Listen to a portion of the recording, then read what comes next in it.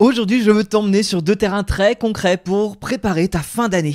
Et oui, déjà le premier, ça va être le Salon Zen 2025 qui aura lieu du 2 au 6 octobre à Paris. Ce n'est pas juste un salon d'ailleurs, c'est un lieu d'inspiration, de découverte et de rencontre. Il y a à la fois des conférences, des guidances, des ateliers et bien sûr le prix du livre Zen où j'ai eu la chance d'être jury cette année. Je vais te raconter ce que tu peux y vivre et te donner mon avis sur les différents livres que j'ai pu lire pour le prix du livre Zen. Et d'ailleurs, je vais aussi te donner le gagnant ou la gagnante de cette année. Et si tu ne l'as pas déjà vu passer, tu verras, j'ai pas mal de choses à dire sur ces fameux livres et peut-être que ça pourra te donner envie ou du moins t'inspirer. C'est vraiment un rendez-vous à ne pas manquer si tu veux nourrir ton énergie pour la suite. Tu sais d'ailleurs que tu peux télécharger ta place gratuite dans le lien qui est dans le descriptif. Tu as juste qu'à cliquer dessus et tu vas recevoir par mail ta place gratuite pour pouvoir aller à cet événement. Dis-toi que tout est gratuit, donc c'est vraiment intéressant aussi pour être dans la découverte. En tout cas, on va en discuter. Et dans un deuxième temps, ça va être mes conseils de productivité et d'organisation pour attaquer la dernière ligne droite de 2025. Parce que cette fin d'année, t'as pas envie de la subir. Tu peux la transformer en un tremplin pour 2026. Je vais te partager avec toi des clés simples mais puissantes pour rester focus, avancer sur tes objectifs et surtout garder ton énergie. Ce que je vais te partager là, c'est quelque chose que je mets moi-même en place, auquel j'ai réfléchi pour moi avant tout. Donc j'ai envie de te partager des choses vraiment concrètes, pas juste quelque chose que je te balance comme ça. Non, j'ai moi-même réfléchi à comment transformer ma fin d'année 2025, donc on va en discuter. Bref, c'est un épisode à la fois inspirant et pratique pour que ta fin d'année 2025 soit vraiment réussie. Est-ce que t'es prêt ? Eh ben écoute, on va y aller tout de suite, mais tu sais qu'avant ça, tu peux laisser 5 étoiles sur Apple Podcast ou Spotify ainsi qu'un petit commentaire. Et d'ailleurs, je ne suis pas peu fier d'avoir enfin réussi, après un an à galérer et donc à laisser tomber à chaque fois, de réaliser que je peux enfin accepter les commentaires sur Spotify. Ce qui fait que hier, j'ai découvert qu'il y avait plus d'une centaine de personnes qui, tout au long des épisodes, m'avaient laissé des commentaires sur Spotify et j'ai enfin pu vous lire. Mais quel plaisir! Franchement, ça m'a fait ma soirée. J'avais tellement de messages adorables et je me dis, mais comment j'ai pu passer à côté de ça?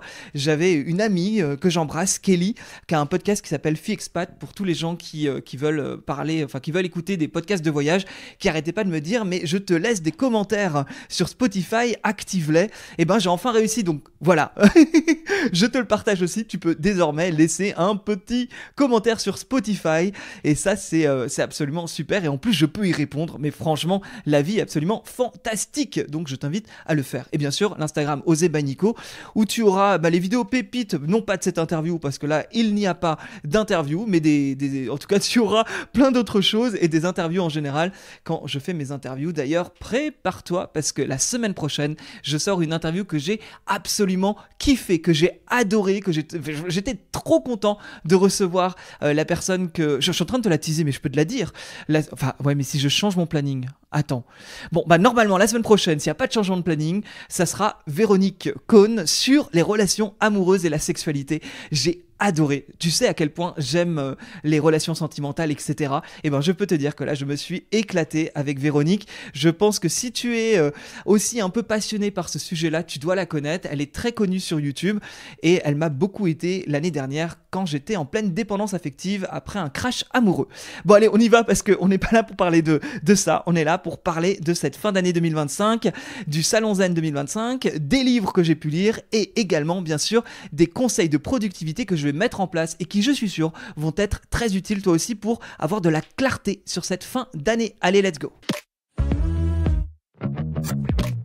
Alors du coup, parlons peu, parlons bien, le Salon Zen 2025 qui aura lieu du 2 au 6 octobre à l'espace Champéret, près de la porte de Champéret, c'est dans le 17e arrondissement de Paris. Peut-être que tu as déjà ta place, peut-être que tu es déjà venu, peut-être que tu vas revenir ou peut-être que tu ne peux pas venir cette année. Mais en tout cas, justement, moi je vais te parler un peu du mood de cette saison 2025, qu'est-ce qui va s'y passer et justement qu'est-ce qu'on pourra trouver et ça pourra te donner envie, en tout cas peut-être pour les années futures, de venir. C'est vraiment un lieu qui est dédié à l'épanouissement personnel, à la spiritualité et à la reconnexion de soi, évidemment, sur 5 jours, parce que c'est quand même assez long, hein, c'est quand même un salon de 5 jours, ce que je trouve top, parce qu'il y a beaucoup de choses en fait qui se passent durant ces 5 jours. Tu peux explorer diverses approches pour t'éveiller, te libérer, enfin, il y a énormément de choses, il y a beaucoup d'ateliers dans une ambiance inspirante et bienveillante. Enfin, moi, c'est comme ça que je le ressens, en tout cas quand j'y vais, j'ai toujours eu de belles rencontres. Je recroise des gens que je connais déjà, ou je fais des rencontres. Je vais pas te reparler d'il y a 2-3 ans quand j'étais venu tel un petit bébé dans le développement personnel, qu'allait lancer son podcast. C'est comme ça que j'ai découvert Lydie Castel, que j'ai connecté pour la première fois autour de la numérologie. C'est comme ça que j'ai rencontré Kevin Finel, c'est comme ça que j'ai rencontré Chloé Bloom. Et en vrai, mais je me sentais tellement petit, et c'est vrai que les personnes sont assez accessibles. Il y a toujours des dédicaces, et ça permet comme ça de connecter avec des personnalités que tu peux lire, que tu peux admirer, que tu peux écouter justement aussi dans des podcasts. Et j'ai commencé comme ça. Donc c'est vrai que si tu viens avec un bon mood, enfin encore une fois, hein, quelque part ton énergie amène les bonnes choses. Là, attention, oh là là, je fais de la spiritualité New Age. Non, mais je pense vraiment que ton énergie peut amener des belles rencontres si tu poses la bonne intention aussi. T'as plus de 280 exposants attendus, autant te dire d'ailleurs que ça fait pas mal de monde. Si tu aimes le calme, vas-y plutôt en semaine que le week-end, mais ça va de sens bien sûr que si je te dis ça. C'est vrai que le jeudi et le vendredi c'est relativement calme, le lundi un peu plus, et le week-end, samedi, dimanche, il y a aussi plus de monde. Dis-toi qu'il y a quand même 190 conférences, ateliers et animations, et c'est ça que je trouve top, c'est que c'est en accès libre. Et du coup tu vas là-bas et tu vas te retrouver à avoir une conférence de Natacha Calestrémé, de Kevin Finel, de Lilou Massé, de Stéphane Alix, avec qui je co-anime d'ailleurs le prix du Salon Zen. Et ben tout ça c'est gratuit, donc c'est aussi une bonne opportunité pour pour rencontrer ces personnes-là, comme je te l'avais dit précédemment. Alors en gros, le jeudi 2 octobre, je vais pas m'étaler, je suis pas là pour faire un planning, j'ai surtout envie de te parler des livres d'ailleurs, mais le jeudi 2 octobre, tu as Lilou Massé qui va parler de la pratique de l'œuf de Yoni pour ouvrir un nouveau chapitre de sa vie, elle le fait à 15h15. Et franchement, je ne suis pas une femme, donc c'est vrai que ça ne me parle pas beaucoup, mais néanmoins, je l'ai entendu parler dans un podcast de cette pratique, en tout cas de l'œuf de Yoni. Elle m'a tellement inspiré, j'ai presque eu envie d'être une femme. En l'écoutant parler, parce que je trouvais que justement elle parlait du féminin sacré, de la reconnexion à soi, à la sexualité, et j'ai trouvé ça absolument fascinant. Je lui avais d'ailleurs envoyé un petit message à la suite de cet épisode de podcast où elle en parlait, pour lui dire que même si j'étais pas une femme, j'avais été inspiré. Donc franchement, c'est pas que je suis content, mais content qu'elle aborde ce sujet lors de cette conférence du 2 octobre. C'est vrai qu'à 16h45 t'as Natacha Calestrémé. Franchement, est-ce qu'on la présente? Non, on ne la présente plus. Qui va nous parler de son dernier livre, Une force à nos côtés pour prendre les bonnes décisions. C'est vrai que idem, j'ai pas encore prévu. Tu as vu, moi je suis en toute transparence. Je ne sais pas encore si y aura une interview avec Natacha sur ce livre là à la rentrée. Je vais voir, je vais mettre ça en place. On va voir au niveau de nos plannings. Mais en tout cas, je vais être ravi de revoir Natacha, puisqu'elle est déjà venue 2 fois dans le podcast pour parler à l'époque de ses protocoles et de sa vie, tout simplement, aussi de ce qu'elle avait vécu. Et dernièrement, c'était... Alors, j'ai pas mis les numéros. Allez, je vais te les mettre en commentaire. À la limite, tu auras les épisodes avec les numéros si tu veux les retrouver. Mais elle était venue parler de sa rupture amoureuse, et en toute vulnérabilité et sincérité. Alors qu'en est-il pour le vendredi 3 ? Il y aura des conférences toute la journée également, des ateliers, tous les exposants, toujours. Et puis, c'est une des journées les plus importantes, puisqu'il y a le prix du Livre Zen 2025 et je serai présent. Non, alors je rigole un peu bien sûr en disant ça, mais tu seras sûr de me croiser ce jour-là. C'est quand même déjà la 4e édition.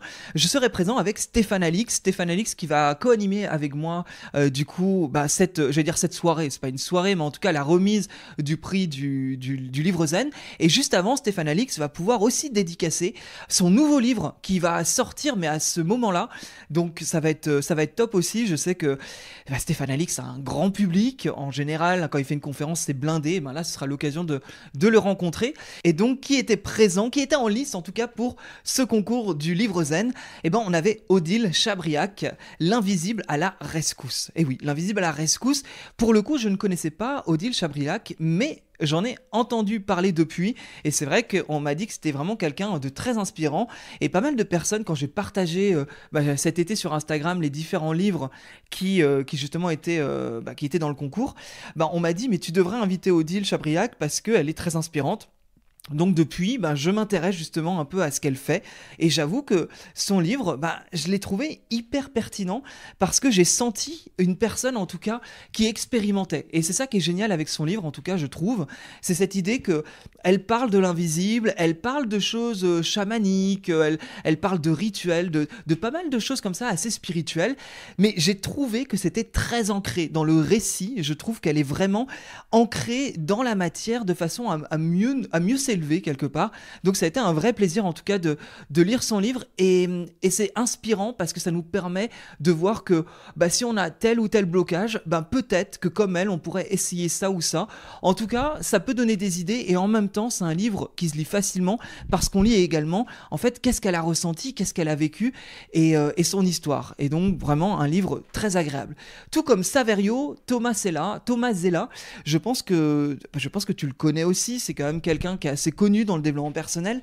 Il se trouve que Saverio Thomas Zella a écrit un livre Guérir de nos traumatismes, trouver sa voie thérapeutique. Alors le nom l'indique dès le début, trouver sa voie thérapeutique. On n'est pas sur un roman, ce n'est pas romancé, ce n'est pas une histoire, on est vraiment sur quelque chose comme un guide où on va comprendre d'où viennent les traumatismes, qu'est-ce que c'est, quels sont les différents traumatismes et du coup il va donner des idées comme le MDR, l'hypnose, le focusing, le système familial intérieur, etc.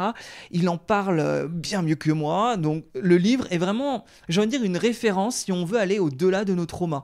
Et c'est ça que j'ai trouvé intéressant, c'est que c'est un livre qui permet d'aller, si on a des problématiques lourdes à traiter, ou lourdes ou pas, après ça dépend, c'est vrai que je dis ça, mais chacun, ça dépend en fait de son ressenti par rapport à son passé, c'est un livre qui peut aider à donner des voix. On n'est pas sur quelque chose de romancé, on est vraiment sur un guide très pratique qui nous permette d'avancer. On a également Stéphanie Dejean. Stéphanie Dejean a écrit le livre Les 35 signes de l'au-delà. Apprenez à les accueillir, à les comprendre et à les solliciter. Alors là, je ne vais pas dire que c'est un guide, mais un petit peu quand même. C'est-à-dire que, évidemment, elle va nous parler de l'invisible, elle va nous parler de son expérience, mais c'est surtout, encore une fois, quelque part un livre qui permet de voir quels sont ces fameux 35 signes que l'on peut expérimenter au quotidien, comment on peut poser des intentions et peut-être qu'il se produisent des choses. Alors, je vais être honnête avec toi, j'ai envie de te raconter une petite expérience, une petite anecdote, en tout cas qui s'est passée à la lecture de ce livre. Je la trouve assez significative pour te la partager. Maintenant, idem, que tu y crois ou que tu y crois pas. Encore une fois, c'est quelque chose qui m'a perturbé. Donc c'est pour ça que j'ai envie de t'en parler. C'est que je lisais ce livre sur la plage, comme je faisais toutes mes matinées cet été en Bretagne, au bord de mer, avec mon petit chocolat chaud, et je regardais la mer, et donc je lisais ces fameux livres du Salon Zen du prix 2025. Et il se trouve qu'en lisant le livre de Stéphanie Dejean, à un moment donné, elle parle des plumes. Et donc elle explique qu'il y a des plumes et que les plumes peuvent être des signes, des synchronicités, etc. Encore une fois, elle le dirait bien mieux que moi. Mais du coup, j'écoute ça, je lis et je m'interpelle un peu. Parce que, si je dois être tout à fait honnête, je me dis, mais à quel point c'est juste, à quel point c'est vrai. Parce que, finalement, des signes, on peut en voir partout, tout le temps. Si on commence à regarder les signes constamment, on va voir une voiture verte, on va se dire, c'est un signe. On va voir, je sais pas, un corbeau, on va se dire, c'est un signe. Et du coup, je me suis vraiment questionné sur à quel point tout ça peuvent être des véritables signes, ou est-ce que c'est pas l'esprit qui s'amuse et qui va du coup focuser, j'aime pas trop ce mot, mais qui va porter son intention en tout cas sur des choses et on va nous interpréter. Alors, il se trouve que donc je lisais ce livre et je décide d'aller me balader comme je faisais souvent, des petites balades méditatives entre la forêt et la mer. Et il se trouve que je passe sur un chemin où il y a très peu de gens, qui est peu connu. Au-dessus de la mer, on est vraiment dans les bois avec vue sur la mer, c'est magnifique. Le Finistère Nord en Bretagne, franchement, si tu ne connais pas, vas-y. Je n'ai aucun partenariat avec l'agence de tourisme du Finistère Nord, mais c'est ma région et et je l'aime tant. Je l'ai tellement redécouvert avec admiration cet été. Et donc je fais ma petite balade comme ça dans les bois avec vue sur la mer. Et forcément, je viens de lire un chapitre sur sur les plumes. Alors je me pose un petit peu des questions. Je me dis bon ben est-ce que je vais voir des plumes, etc. Mais c'est vrai que je pose pas vraiment d'intention. Il se passe pas grand chose. Je sais que je regarde un peu par terre, mais voilà, c'est très léger en fait. Je prends peut-être même pas ça très au sérieux. Et il se trouve que je décide à un moment donné de poser cette intention et de me dire bon bah aujourd'hui je pose l'intention. Je sais plus ce que j'avais dit, mais c'était mon intention du jour.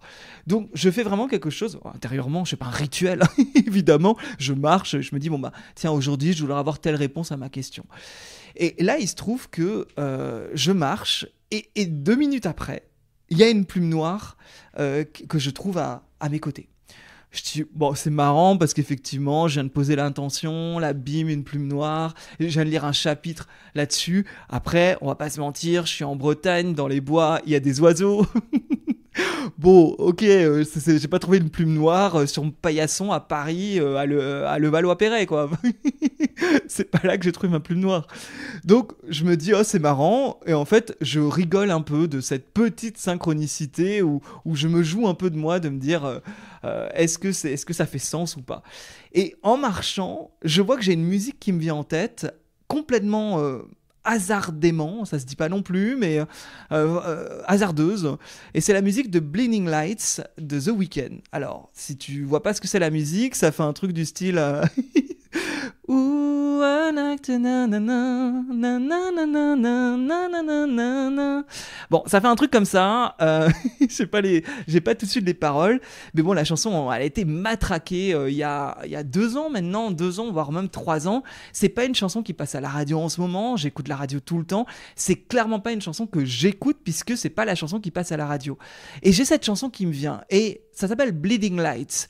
Et en fait, je décide de regarder un peu la signification. Et il se trouve que dans le livre, on explique que la plume noire, c'est par rapport aux défunts, c'est par rapport à sortir d'une situation difficile, où justement c'est encore un peu compliqué. Et Blinding Lights, on est dans cette signification aussi du rapport au sombre et à la lumière. Et je fais un lien dans ma tête, je me dis c'est marrant que je vois cette plume noire qui était en lien avec l'intention que j'avais posée, qui plus est était en lien avec cette chanson qui débarque dans ma tête de nulle part. Et Stéphanie Dejean parle des signes aussi qu'on peut avoir en musique, des chansons qui nous viennent comme ça alors qu'on ne les a pas écoutées, qu'on ne les a pas entendues dernièrement et que c'est pas notre artiste préféré. Et donc je me suis étonné moi d'avoir cette chanson et que cette chanson parlait exactement de la problématique du jour que j'avais. Et là il se trouve, et c'est là peut-être le plus étonnant, je reprends ce fameux chemin en sens inverse au milieu des bois avec ma vue sur mer, là où j'étais passé, mais quoi, un quart d'heure avant, et où j'avais regardé par terre. Et là, franchement, je suis un peu tombé des nues, il y avait plein de plumes blanches. J'en ai compté 7-8. Mais des plumes blanches, très belles, et j'étais là, j'aurais pas pu passer à côté. Je n'explique pas ça, hein. Ça je te raconte, c'est une anecdote personnelle, je lis un livre sur les signes, je pose une intention, il se passe ça, je ne dis pas que c'est vrai, c'est faux, je n'en sais rien, je dis juste voilà ce qui s'est passé et j'avoue que le fait de voir une plume noire qui parle de la noirceur et du côté sombre, d'avoir la chanson en tête, Blinding Lights, sur le côté sombre de la vie et le fait d'aller vers la lumière et de tomber par la suite sur quand même plusieurs plumes blanches qui semaient sur mon chemin retour, que je n'avais absolument pas vu à l'aller, alors que vraiment, c'était dur de passer à côté, bah, je me suis dit, c'est étonnant. Voilà, j'avais envie de te partager cette expérience. Tu en fais ce que tu veux, mais si tu veux aller plus loin, en tout cas les 35 signes de l'au-delà, c'est un livre qui peut être intéressant si tu veux comprendre davantage les signes. Et pour terminer, Lorraine Vivier qui a écrit le livre La vie est belle et c'est là, garder l'espoir malgré la maladie de Charcot. J'ai eu l'occasion de faire une émission sur cette maladie dégénérative à France 2 avec Faustine Bollard, où je suis journaliste, si tu n'as pas suivi ce que je fais aussi dans la vie. Et ben, il se trouve que dans ces émissions-là, c'est des émissions qui m'ont toujours beaucoup touché parce que les maladies dégénératives, c'est absolument difficile, c'est compliqué, c'est, je pense, l'une des pires choses de se dire que notre corps est en train d'être attaquée par une maladie et qu'il n'y a pas d'issue possible. Et que pour l'instant, la médecine n'a pas trouvé d'issue pour ce genre de maladie. Et forcément, l'issue, elle est plutôt mauvaise, hein, et elle est plutôt fatale. Et je trouve que c'est terrible quand on se retrouve avec une maladie et qu'on sait pertinemment que quelque part, on ne va pas, on ne va pas vers du positif. Donc ce livre a ce côté très léger quelque part, parce que quand Lorraine l'appelle La vie est belle et c'est là, c'est que malgré quelque chose de très fort et de très lourd qu'elle raconte, il y a énormément de légèreté, il y a beaucoup d'espoir, il y a beaucoup de bonheur même, je dirais. Et c'est ça qui est intéressant dans ce livre, c'est le contraste quelque part qu'on va avoir justement entre comment elle perd des facultés et des capacités tout au long de sa vie, depuis qu'elle a appris qu'elle avait la maladie de Charcot. Je sais plus quel âge elle a, mais elle l'a appris, elle est très jeune, hein. Lorraine, je pense qu'elle a une trentaine d'années. Elle est jeune, hein. De se dire que là, en ce moment, elle met des choses de côté. Elle peut plus danser alors qu'elle était passionnée par la danse. Voyager, c'est devenu très compliqué pour elle. Elle qui est passionnée de voyage. Bref, elle donne énormément d'exemples avec des petites touches d'espoir pour que chacun puisse reconnecter à la magie de la vie, au fait que la vie est belle. Et justement, peut-être se dire, moi j'ai telle problématique, mais finalement, quand je vois le courage et la résilience que Lorraine donne dans son livre, on peut peut-être... Encore une fois, c'est pas magique, si on a ses propres problématiques, on est dans sa tête, mais ça peut permettre de prendre du recul sur nos propres problématiques. Donc, idem, c'est un livre qui est très différent. Finalement, il y avait 4 livres qui étaient assez différents, même si Odile Chabriac avec L'Invisible à la rescousse et Stéphanie Dejean avec les 35 signes de l'au-delà, on est sur 2 similitudes, puisqu'on parle un peu d'invisible. Là où quelque part, Saverio, Tomasella, c'est vrai que sur les traumatismes, on est sur quelque chose de très terre-à-terre, sur quelque chose d'assez psychologique d'ailleurs. On n'est pas du tout dans de la spiritualité, rien à voir. Et Lorraine Vivier va parler de spiritualité dans son livre, mais c'est pas non plus le centre du sujet. On est vraiment sur la vie en général et l'expérimentation de sa maladie et comment elle se relève finalement de ça. Et je tiens à te dire d'ailleurs que le ou la gagnante, roulement de tambour, alors attention, je n'ai pas un budget production énorme, donc je te le fais, ta-da-da-da-da-da. Et c'est Lorraine Vivier. Lorraine Vivier, La vie est belle et c'est là. Bravo à toi Lorraine, qui a remporté du coup ce prix du livre Zen 2025. Il me semble, d'ailleurs, je pense que je dis pas de bêtises, mais elle sera présente, bien évidemment, et également pour la remise de prix, et sûrement peut-être une dédicace, je sais pas, là je m'avance, mais voilà. Donc, au plaisir de t'y croiser le vendredi à 16h45. Par la suite, d'ailleurs, et ça c'est intéressant parce que je pense que ça pourrait te plaire si t'es là, t'as une expérience collective de soins énergétiques et de méditation guidée, activation de l'énergie du cœur et de la nouvelle terre, sous la houlette de Gaïa Méditation. Donc tu dois connaître Gaïa Méditation et Gaïa en règle générale. Ils seront là, il y aura une méditation de 45 minutes. Je pense que ça sera plutôt pas mal. Alors sinon, là je te dis vite fait comme ça des choses qui peuvent t'intéresser et moi qui me parlent. Le samedi à 12h, on a Elisa Ben Slimane que j'ai reçue dans ce podcast, c'est l'épisode 113. Tu vois ça, je l'ai encore. Comment sortir de la survie et créer une vie alignée grâce à ses rêves et grâce au système nerveux et à la manifestation consciente. Vaste sujet. À 13h20, justement, on a Saverio Tomasella, Guérir de nos traumatismes, qui va justement parler des différentes thérapies, etc. Ça peut être très intéressant en règle générale, et peut-être si toi ça te parle davantage. Et le dimanche 5, à 10h45, donc c'est le matin, franchement, libérez votre potentiel grâce au Human Design avec Mélissa Simoneau. Je suis ravi déjà de te dire que je vais l'interviewer très bientôt et qu'elle sera donc dans le podcast. Je ne connais rien au Human Design. Enfin, je connais, comme j'ai pu voir sur Internet, mais je pense que c'est un sujet qui peut être intéressant et je suis absolument ravi de faire un épisode avec elle. J'aime bien les outils, j'aime bien l'astrologie, j'aime bien la numérologie. Enfin, c'est pas que j'aime bien la numérologie, j'en suis passionné. Et j'en fais d'ailleurs, j'accompagne des gens grâce à la numérologie. Donc c'est vrai que cet outil-là me passionne. Le human design, je connais moins, mais justement, je suis toujours curieux de faire des liens entre l'astrologie, la numérologie ou le human design ou d'autres choses. Je pense que tant qu'on ne s'enferme pas dans des boîtes, tant qu'on ne s'enferme pas à se dire on est comme ci et comme ça et on ne peut pas bouger, ça ne fait pas de mal. Ça permet d'apprendre à se connaître, ça permet d'avancer, ça permet peut-être de se faire plaisir avec une forme de joie, de connaissance personnelle. Tant qu'on ne prend pas tout, oh là là, je vais réussir à faire cette phrase. Tant qu'on ne prend pas tout au pied de la lettre et au sérieux, je pense que ce genre d'outils sont plutôt bénéfiques. À 12h15, ce dimanche-là, on aura Christophe Laquiès, que j'ai déjà reçu dans ce podcast aussi. Penser par soi-même à l'ère des vérités toutes faites. Ça, c'est intéressant parce que c'est vrai que Christopher Laquiès, il l'avait dit d'ailleurs dans l'épisode qu'on avait fait ensemble, il croit pas, il en est revenu, lui, de sa spiritualité. Donc, il vient nous parler de comment déjouer les pièges, de la croyance, de la désinformation et de la manipulation mentale. C'est un sujet intéressant, hein. Je sais qu'il sort un livre là, je sais pas si c'est ça le thème du livre qu'il sort, mais je trouve que c'est important aussi, c'est un peu là, tu vois, je te parlais de ce que j'ai vécu par rapport aux signes. Encore une fois, c'est pareil, hein, c'est une croyance, il n'y a pas de vérité, il n'y a pas un docteur en sciences qui est venu me dire les plumes, c'est pour ci, c'est pour ça. Non, c'est l'histoire que je me raconte. Maintenant, est-ce que cette histoire, elle me fait du bien, elle me permet d'avancer, ou est-ce qu'elle me fait du mal? C'est choisir aussi ses propres croyances.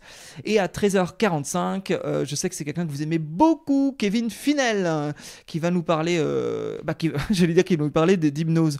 Peut-être pas forcément, parce qu'il va nous parler de réinvestir les territoires oubliés de soi. Cela dit, j'imagine qu'il nous parlera d'hypnose également. C'est un très beau plateau, hein, ces 5 jours. Il y a énormément de personnalités, de gens intéressants qui sont dans la lumière et des personnes qui sont moins connues, mais néanmoins, justement, tous les thèmes, peu importe, sont très intéressants. Ça dure jusqu'au lundi. Au lundi aussi, il y a des conférences jusqu'à 15h30, me semble-t-il. Donc vraiment, n'hésite pas, si ça peut t'intéresser.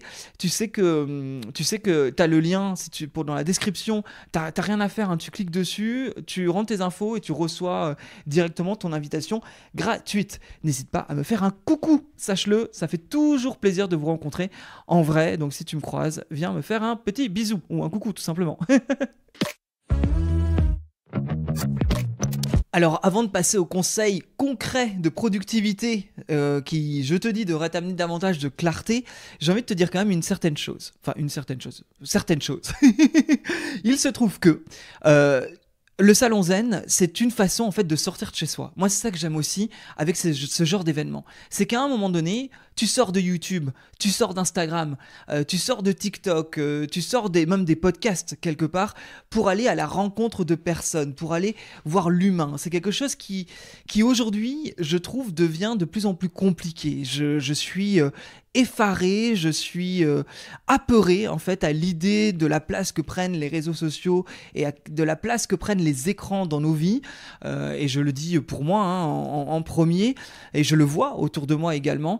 Et c'est vrai que j'aime ce genre d'événements parce que ça permet de rencontrer du monde, de rencontrer des gens, de capter leur énergie, de faire des rencontres qui vont peut-être changer ta vie. Je sais pas, t'es célibataire et bim, tu vas au salon zen et tu rencontres une femme, un homme, et tout d'un coup il y a un coup de foudre. On ne sait pas de quoi la vie est faite. Et du coup c'est vrai que là-dessus, les événements en règle générale, le contact humain, je trouve ça génial. Là je parle du salon zen, mais peu importe finalement, si tu vois un autre événement qui te parle, n'hésite pas à aller tester des événements, des rencontres, que ce soit gratuit ou payant, peu importe. Si ça fait vibrer ton cœur, ton corps, ton corps et ton cœur, c'est essentiel à mon sens de connecter à l'autre. Et ça peut être juste aller danser dans un bar, la samba, hein, ou faire des cours de sport. Là en ce moment, petit aparté, je fais des cours collectifs. C'est vrai que ça me fait du bien parce que sinon je suis avec un podcast sur les oreilles à faire de la muscu. Le fait d'aller dans des cours collectifs, de connecter avec des gens, avec un coach, avec de l'humain, ça me fait du bien. Donc là, je t'ai parlé du salon zen, mais en fait, c'est une façon de connecter au monde. Moi, c'est ça que je trouve le plus important. Passons à ces fameux conseils ultra concrets. Enfin, je dis ultra concrets. on va espérer que ça soit concret, de productivité, aligné avec l'année universelle 9. J'en ai parlé dans l'épisode 120, me semble-t-il, où je t'ai parlé de numérologie, je t'ai parlé de pas mal de choses. Si t'as pas écouté l'épisode 120, franchement, vas-y, parce que je parle de mon expérience avec Françoise Nallet sur la reprogrammation cellulaire. J'en ai peu parlé, mais dans cet épisode, j'en parle. Je parle du bilan de mon été et je te parle de cette année universelle 9 en numérologie. C'est quelque chose qui pour moi est important, et là ces conseils vont être reliés justement à cette énergie-là. 2025, donc c'est une année universelle 9, ça veut dire que collectivement c'est la fin d'un cycle. On est invité à faire des bilans, à lâcher ce qui n'a plus lieu d'être et de préparer un nouveau départ. Et donc pour ça, et je pense que c'est hyper intéressant dans tous les cas, que tu y crois ou que tu y crois pas, c'est que mon conseil numéro 1, c'est de faire ton tri actif. Liste tout ce qui peut t'encombrer, les projets, les engagements, les habitudes. Je me rends compte autour de moi, il y a plein de personnes qui sont dans des bilans comme ça. J'en avais parlé d'ailleurs, j'ai un ami qui arrête son podcast, un podcast qui cartonnait. Il avait plus de 200 épisodes, si ce n'est pas 300. Il avait des milliers, il avait dépassé le million d'écoutes. Enfin, il avait une communauté, enfin, il avait énormément de choses. J'ai été le premier surpris à savoir qu'il arrêtait son podcast. Et donc, c'est vraiment cette idée, qu'est-ce qui m'encombre aujourd'hui et à quel point je peux faire du tri. C'est aligné avec l'année 9 en numérologie, mais j'ai envie de te dire encore une fois, ça ne te fera pas de mal de regarder un petit peu qu'est-ce qui ne te convient plus. Barre ou délègue en fait ce qui ne sert plus ton objectif. Évidemment, quand je te dis de faire du tri, c'est aussi de savoir qu'est-ce qui est cet objectif. Action pratique, faire une to-do list à l'envers, pas ce que tu veux faire, mais ce que tu veux arrêter. C'est intéressant, c'est contre-intuitif d'ailleurs de se dire ça. C'est de s'asseoir et de se dire qu'est-ce que je ne veux plus. Et tu fais la to-do list de ce que tu ne veux plus. Je trouve que ça permet en fait de se recentrer et du coup de voir qu'est-ce qui est important chez soi. Je vais mettre un petit lien d'ailleurs dans la description, tu sais que je fais ça ces derniers temps, petit récap de cette productivité que tu auras en résumé en fait. Donc je te mets le lien également, il y aura pas mal comme ça de choses dans le descriptif, donc n'hésite pas, je ne fais pas des descriptifs pour rien, au moins que ça te soit utile.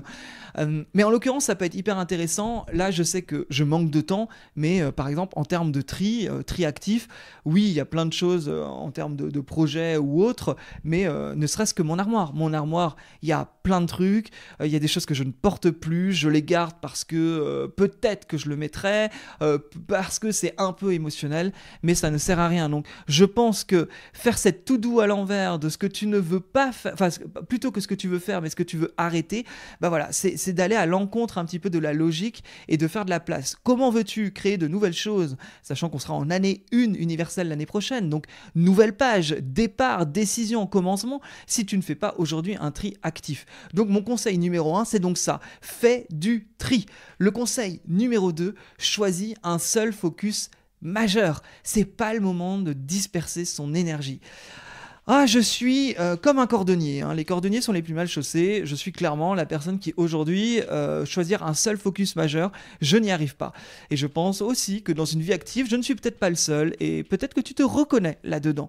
C'est pas le moment de disperser son énergie. Définis en fait ton projet phare en fin d'année, un objectif clair, atteignable avant décembre. Et l'action que tu peux faire pour ça, si je devais finir 2025 fier de moi, ce serait parce que j'ai tac, tac, tac, 3 petits points, tu continues cette phrase. Idem, comme je te dis, toutes ces informations-là, je te les mets dans la description, tu peux télécharger le PDF récap des conseils pour mettre en place et clarifier ton année, cette fin d'année 2025. Je pense que c'est important aussi, c'est un peu dans la même chose, hein, c'est la continuité de faire du tri, c'est de savoir qu'est-ce qu'on arrête, qu'est-ce qu'on met, où on met son focus. Ça paraît évident, mais tu es dans une voiture, tu décides d'aller d'un point A à un point B. Si tu ne connais pas ton point B et qu'en plus de ça, tu es dans un brouillard entouré de trop de choses, tu n'arriveras jamais à ta destination. Un GPS qui fonctionne bien, c'est un GPS qui a un point de départ, un point d'arrivée. Et ça te permet d'avancer. Donc, j'enfonce peut-être une porte ouverte, mais vraiment un seul focus majeur, qui plus est dans une année 9 où c'est pas une année où on t'invite à te disperser. C'est aussi assez important à ce niveau-là.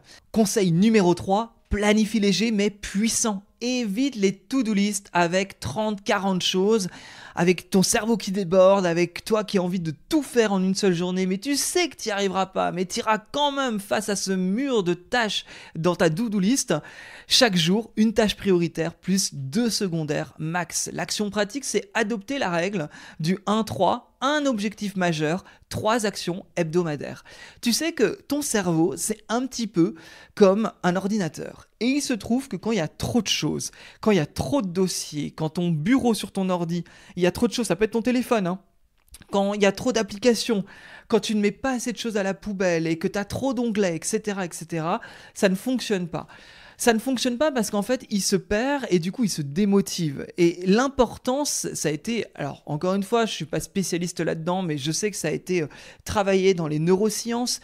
C'est cette idée qu'à un moment donné, il faut réussir à faire du tri dans sa tête, dans son organisation. Sauf qu'on a des idées, on a un cerveau actif qui va nous donner toujours plein de choses. Donc, on va cliquer là, on va ouvrir telle application, on va vouloir écouter ce podcast, on va vouloir faire telle et telle et telle et telle et telle chose dans la journée. Et on va avoir toujours des éléments externes qui vont s'appuyer et qui vont complètement... Enfin, encore une fois, je parle beaucoup pour moi et de personnes que je connais, mais je suis persuadé que tu te reconnais là-dedans. Et ben, l'idée, c'est de pouvoir mettre sur un disque externe, un disque dur externe, tout ce qui ne mérite pas d'être traité tout de suite. Et ça, il y a tout un truc de productivité qui s'appuie là-dessus. Je n'ai plus le nom en tête. Si vraiment tu souhaites avoir le nom de ce truc-là, envoie-moi un message, je le retrouverai. Mais il se trouve que c'est quelque chose d'intéressant, c'est d'avoir une to-do list donc épurée pour la journée, et dès que tu penses à quelque chose, tu inscris ça ailleurs. Ça ne doit pas intervenir dans ta journée. Il y a une application qui s'appelle Things, c'est Things. C'est une application qui permet ça, finalement, enfin qui permet ça, qui est structurée un peu de cette manière-là. Bien que encore une fois ça demande de la structurer à ta manière, etc. Enfin, c'est assez simple, hein, c'est une application de téléphone portable, hein. Mais l'idée en fait c'est d'avoir ma to-do list du jour, et dès que je pense à quelque chose, je le mets dans une forme de dossier où je marque faut que j'appelle un tel, faut que je paye telle facture, faut que j'invite telle personne dans mon podcast, merde, je voulais faire une story là-dessus, bon c'est pas urgent, et tout ça c'est mis dans un dossier que je range le soir. Ça évite d'accumuler sur ma to-do ou dans ma tête une charge mentale qui va finalement totalement m'assaillir, mais me plomber en fait, la libération. Enfin, là je ne trouve pas mes mots. Ouais, en tant que podcasteur, ça arrive, des fois on ne trouve pas ces mots. En gros, c'est que cette charge mentale, elle appuie sur ton corps, sur ta tête, sur ta visibilité, et du coup tu peux finir tes journées complètement à l'ouest. Moi, ce que je t'invite à faire, c'est d'avoir un dossier, que ce soit écrit dans un cahier, que ce soit dans une application, ou j'en sais rien, tu l'organises comme tu veux, mais vraiment où tu vas noter toutes les choses qui te viennent, toutes les idées qui te viennent. Sinon, les idées, elles viennent, elles repartent, si tu les notes pas. Et ça, tu ranges ça le soir. Ça demande une certaine organisation, je ne te le cache pas, mais ça permet tellement d'être plus efficace dans sa vie. Conseil numéro 4, structure ton énergie, pas seulement ton temps. Retiens que ta productivité dépend de ton niveau d'énergie. Planifie en fonction de tes pics naturels. Est-ce que tu es du matin ou plutôt après le sport ou après la méditation? En fait, note pendant une semaine tes hauts et tes bas, puis cale les tâches créatives ou difficiles au moment où tu es en haut. C'est du bon sens, mais néanmoins, ça demande de se connaître. On peut appeler ça aussi les chronotypes. Les chronotypes, tu as des tests sur Internet, tu tapes chronotype test, et ça va te permettre de savoir si tu es un dauphin, un loup, un lion. Là, tu vas me dire, ça y est, il a déraillé. Non, je n'ai pas déraillé, ça vient d'un psychologue américain, et pour simplifier les choses, il a mis les différentes personnalités sur un animal, et il se trouve que c'est hyper intéressant parce que, par exemple, le loup, il est plus du soir. Moi, je suis pas du tout un lion. Je suis pas du tout un loup, je suis plutôt un lion. C'est-à-dire que je suis facilement du matin. Même si je suis fatigué, je vais me réveiller facilement à 7 heures. Sinon, si je pète la forme, à 6 heures, je suis debout facilement. Et donc, c'est naturel chez moi. Je sais que mon niveau d'énergie est de 6h du matin à 15h. À 15h, mon énergie descend, faut pas que je fasse des tâches trop créatives, faut surtout pas que je fasse par exemple un épisode de podcast en fin d'après-midi. En général, je refuse, mes interviews de podcast sont faites le matin la plupart du temps, tout comme mes séances de numérologie. Tu sais que je fais des séances de numérologie, j'ai toute une page d'ailleurs qui présente mes séances de numérologie avec toutes les indications, le prix, etc., etc. Tu as le lien dans la description si ça t'intéresse. Et quand je fais une séance, c'est le matin ou maximum à 14h. Je refuse, sauf exception, de les faire après 16h. Voilà, ça dure 2 heures une séance, c'est quand même assez long, ça demande énormément d'énergie de ma part comme de la personne qui est là. Donc pour elle aussi, c'est important pour moi qu'elle se sente bien. Encore une fois, sauf si je fais pas des séances à 7h du matin si la personne n'est pas en énergie à 7h. Hein. Ça va de soi. Mais ce que je veux dire par là, c'est que de trouver là où tu as les meilleures ressources en fait. C'est important de se connaître. Donc voilà, si tu veux tester, si tu n'as jamais essayé, les chronotypes, c'est assez marrant à faire, c'est ludique, c'est enfantin, mais en même temps assez percutant. Je t'invite à aller regarder quel animal tu es. Est-ce que tu es un dauphin, un ours, un lion ou un loup? Il me semble que je les ai tous cités. Alors tu m'enverras. Allez, on va faire ça. Sur Spotify, tu me mettras l'animal que tu es, ou tu m'enverras sur Instagram, ou tu mettras sous la vidéo YouTube. Enfin bref, dis-moi quel animal tu es, j'ai envie de savoir. Conseil numéro 5. Célèbre et bilan. Célèbre et bilan, qu'est-ce que c'est? En fait, chaque semaine, tu fais un petit bilan. Qu'est-ce que j'ai clôturé? Même petit, c'est important. Et célèbre parce que ça va nourrir ta motivation. Choisis un rituel symbolique, écrire, brûler un papier ou, je sais pas, barrer sur un post-it pour marquer que tu as terminé quelque chose, pour dire que c'est bon, que tu peux passer à autre chose, être fier de toi, remplir ta jarre de confiance. J'en ai déjà parlé et dans les podcasts précédents sur la PNL, programmation neurolinguistique, cette idée de remplir sa jarre de confiance en regardant les différentes victoires de sa journée. C'est hyper important. Et dans victoire, il y a aussi j'ai terminé, j'ai avancé là-dessus.